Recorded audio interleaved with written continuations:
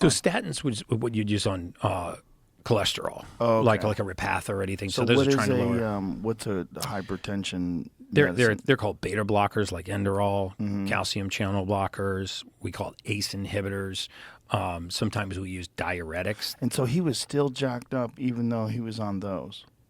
Oh, he was still jacked up even though he was on medication. And what are the other factors? Like what other things cause hypertension? Well, I mean, cardiovascular disease, and there are certain, direct genetic links to cardiovascular disease, but they're very rare. But diet, atherosclerosis, narrowing of the arteries, arterial sclerosis, hardening of the arteries, calcifications in the arterial wall can cause pressure to go up. Regurgitations in heart valves can cause pressure to increase. But when you think about the heart as a muscle, right, and all four chambers are circulating blood normally, and it's got a good vascular supply, but it's beating into constricted pipes. Think about what happens. That pressure is going to back up, right? And so we rarely go outside the heart to diagnose whether or not, and for the record, I am not a physician. I'm not licensed to practice medicine. I'm a human biologist. I didn't, learn my trade in medical school. I took 8 years of undergrad and postgraduate education in human biology. But for 20 years, I was a mortality expert in the insurance industry, and I just read medical records for a living. So the vast amount of what I've come to understand about modern medicine has just come from reading thousands and thousands and thousands of medical records. And you can see very often that when people were being diagnosed with high blood pressure, they were always looking at the heart. They never looked outside the heart to say, well, could it possibly be beating into a dysfunctional arterial system? And so in Dana's case, and I should have brought the numbers because I had the week-over-week numbers. It was astounding.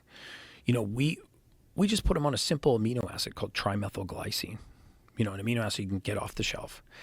And what it did was it made up for this genetic deficiency, this lack of code to break down homocysteine. And his body started to methylate to break homocysteine down.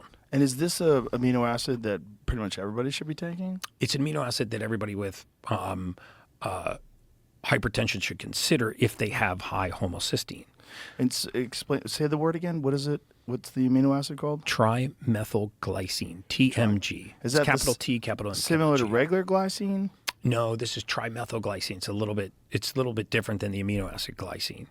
So trimethylglycine will actually help to metabolize, to help give the body the raw material it needs. I feel like I should write this shit down. I'm going to write down trimethylglycine. He's going to be on trimethylglycine tomorrow. Well, I just want to keep track of all these different things you're saying, and oftentimes I do forget. So trimethylglycine, I'm going to write trimethylglycine, or just put capital TMG. That's what it'll say on the bottle. TMG. Okay. And so,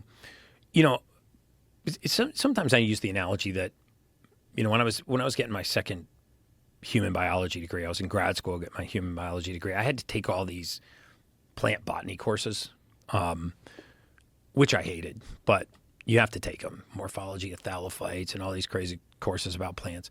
But the one thing that really stood out to me by taking all these plant biology courses is that if there's ever anything wrong in the leaves of a plant, like the tree, the trunk, the leaves, or the branches, and you call a true arborist or a true botanist out to your house, they won't even touch the leaves or the branches of the trunk of the tree. The first thing they'll do is they'll core test the soil.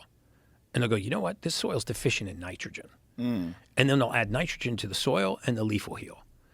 But we don't think about human beings like this anymore.